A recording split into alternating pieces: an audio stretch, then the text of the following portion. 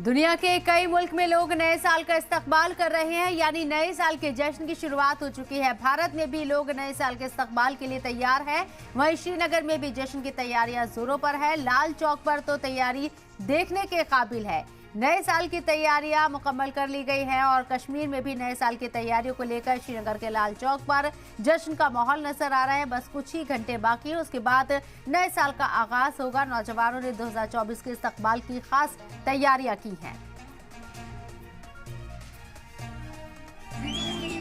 घर में हम आज मौजूद हैं और यहाँ पे नए साल को लेकर बड़ा कार्यक्रम आयोजित किया जा रहा है और 90 दशक के बाद ये पहला कार्यक्रम होगा इस स्थान पर, जो कि यहाँ तवारीखी घंटाघर के पास आयोजित किया जा रहा है। स्थानीय लोगों के अलावा यहाँ पे पर्यटकों की एक भारी संख्या इस कार्यक्रम का हिस्सा बन रही है और पहले ही टूरिज़्म विभाग ने यहाँ पर हर तरह के प्रबंध किए हुए हैं। आप देख सकते हैं लाल चौक में जो आसपास जो होटल्स हैं, इनको किस तरीके से दुल्हन की तरह सजाया गया है, यानी पूरे इलाके को इल्यूमिनेट किया गया है। हर एक जो भी बिल्डिंग है यहाँ पे वो इस बात को दर्शाती हैं कि जम्मू कश्मीर में जो है केंद्र शासित प्रदेश बनने के बाद या फिर 90 दशक के बाद पहला ये कार्यक्रम होगा जो घंटाघर के पास आयोजित किया जा रहा है। दूसरे स्थानों पर भी इसी तरह के कार्यक्रम आयोजित किए गए, लेकिन इसकी विशेषता ज़्यादा है उन कार्यक्रमों से जो कि दूसरे स्थानों पर आयोजित किए जा रहे हैं या फिर पर्यटन स्थलों पर।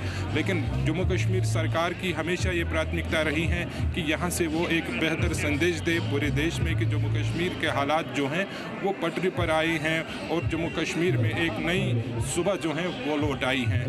फारूक वानी, सलाम टीवी, श्रीनगर।